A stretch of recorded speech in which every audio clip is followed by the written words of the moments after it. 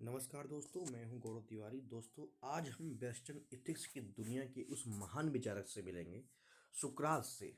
वो आदमी जिसने पूरे एथेंस को सवाल पूछ पूछ कर हिला दिया। सुकरात ने कहा था कि नो थिसेल्फ, खुद को जानो, आदि समस्या यही खत्म हो जाती है। वो मानते थे कि ज्ञान ही सही चरित्र बनाता है, और जो सच में जानता है वही वास्तव में अच्छा इंसान बन सकता है।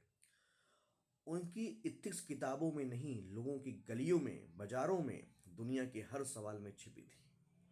उन्होंने सोफिस्ट के रिलेटिविज्म को चुनौती दी और कहा कि ट्रुथ जो है एक यूनिवर्सल है, और नैतिकता का जो आधार है वही है, और वही नैतिकता का आधार है।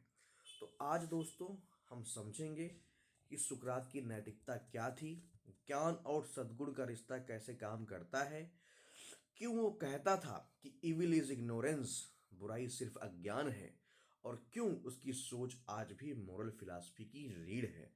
तो तैयार हो जाइए, क्योंकि आज की क्लास में हम सिर्फ सुकरात को नहीं पढ़ेंगे और उनके सवालों को खुद से भी टिटोलेंगे। Let's start the ethics of सुकरात। तो सुकरात का जो मूल्य उद्देश्य था दोस्तों, ऐसी सार्वभौमिक नीति मीमांसा की स्थापना करना था। सुकरात का मूल उद्देश्य था कि जो है सार्वभौमिक नीति मीमांसा की स्थापना करना, जो विभिन्न व्यक्तियों या देश काल की परिस्थितियों से प्रभावित ना हो।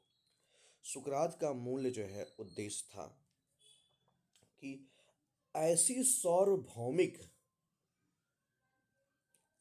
नीति शास्त्र या नीति मीमांसा की स्थापना करना जो विभिन्न व्यक्तियों या देश काल की परिस्थितियों से प्रभावित ना हो।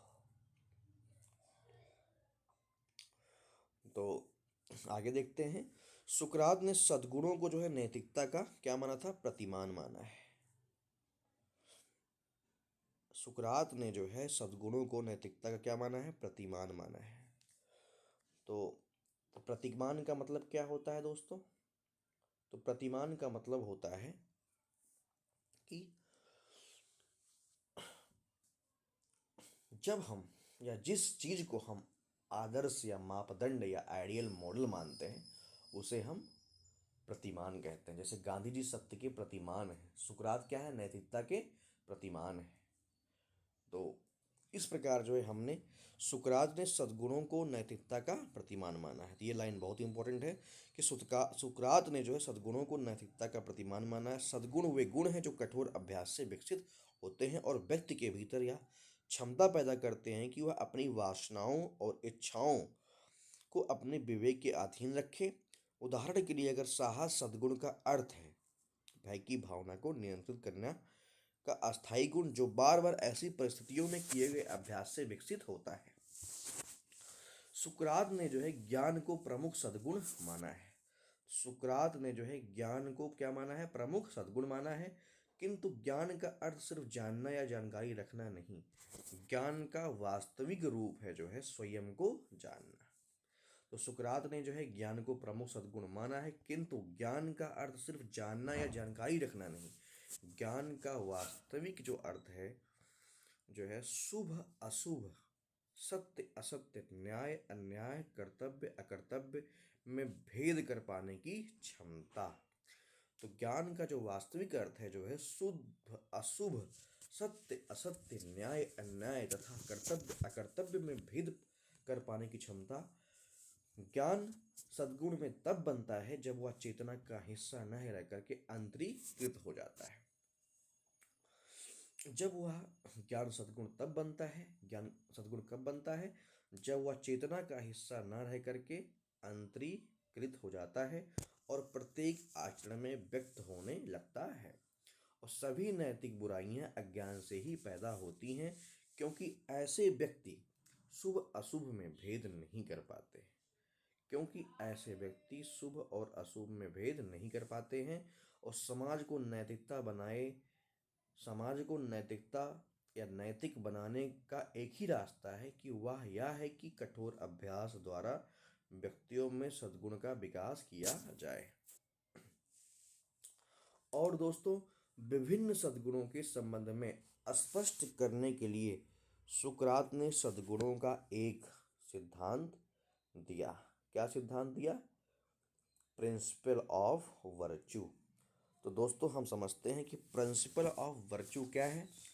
देखो, प्रिंसिपल ऑफ वर्च्यू का जो मूल अर्थ है कि नैतिक जीवन का आधार क्या है? चरित्र है। नैतिक जीवन का आधार क्या है? एक चरित्र है, यानी कि करेक्टर है। जैसे अच्छे कर्म परिणाम से नहीं बल्कि अच्छे स्वभाव से निकलते हैं। यानी कि विभिन्न सद्गुणों के संबंध को स्पष्ट करने के लिए सुकरात ने जो है सद्गुणों की एकता का सिद्धांत यानी कि प्रिंसिपल्स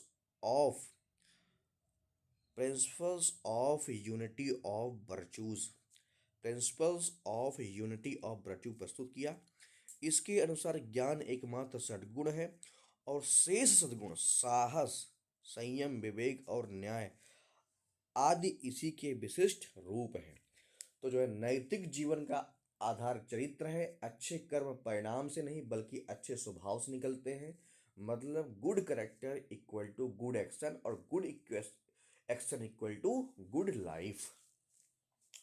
तो इस प्रकार दोस्तों वर्चू क्या है? वर्चू क्या है? जैसे सत्य हो गया, जैसे हो गया साहस, जैसे हो गया संयम, जैसे हो गया करुणा, जैसे हो गया ईमानदारी, जैसे हो गया न्यायप्रियता, जैसे हो गया अखंडता, जैसे हो गया वैराग्य।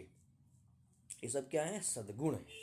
और भगवान श्री कृष्ण ने जो है सद्गुण को जो है 26 गुणों के बारे में बताया है भगवत गीता के 16वें अध्याय में, जिसमें उन्होंने कहा है कि अभयम सत्वम सम शुद्धिर ज्ञान योग व्यवस्थिति दानम दमस्य यज्ञश्च स्वाध्याय अस्तप आजवम अहिंसा क्रोधस्त्यागः शांतिर्पैशुनम दया भूतेश्लोलुप्तम मार्दवम क्षीरचापलम तेजा क्षमा धृति शोचम द्रोहो नाति मानिता भवंती संपदाम दैवीम विजातस्य भारत।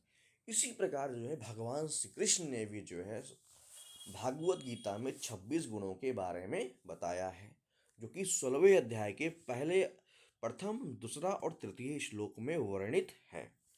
तो दोस्तों प्रिंसिपल ऑफ वर्च्यू कहता है कि नैतिकता का केंद्र नियम या परिणाम नहीं है बल्कि इंसान का चरित्र है। यानी कि अच्छा परिणाम अच्छा होना चाहिए। बात समझ में आई? और जो वर्च्यू इथिक्स कहती है वो कहती है व्यक्ति का चरित्र अच्छा होना चाहिए। और कांड कहता है कि नियम का पालन होना चाहिए। और यूटिलिटेरिज्म कहता है कि परिणाम अच्छा होना चाहिए। तो यानी कि यूटिलिटेरिज्म कहता है कि परिणाम अच्छा हो, कांट कहता है कि नियम का पालन हो, और वर्चुअल एथिक्स कहती है कि अच्छा, यानी कि सुकरात कहते हैं कि व्यक्ति का चरित्र अच्छा होना चाहिए।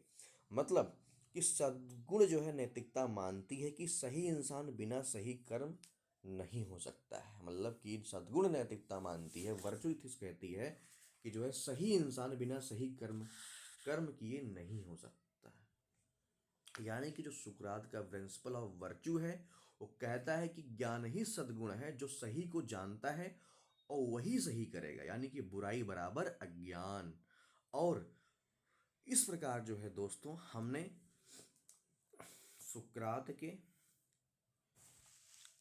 फिलॉसफी को मैंने देखा कि principle of virtue of unity क्या है। तो दोस्तों मिलते हैं अगले लेक्चर में सेरेनोइक नीति मीमांसा के साथ। चैनल को सब्सक्राइब, लाइक, शेयर, कमेंट करना ना भूलिएगा। धन्यवाद।